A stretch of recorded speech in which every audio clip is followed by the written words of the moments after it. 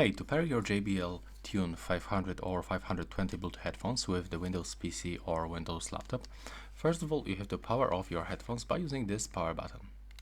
So click and hold it, and indicator turns off. Now click and hold this button one more time to enter for the manual pairing mode. When it starts blinking blue, just release. And on your PC you have to go to the system settings, so open Start, go to the settings,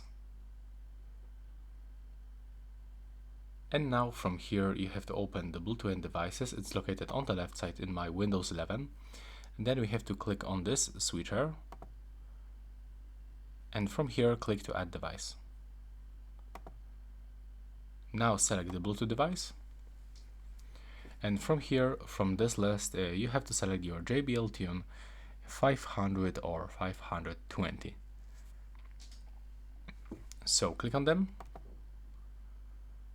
and after a few seconds you are successfully connected. Right now please subscribe to my channel, and that's all. Bye bye.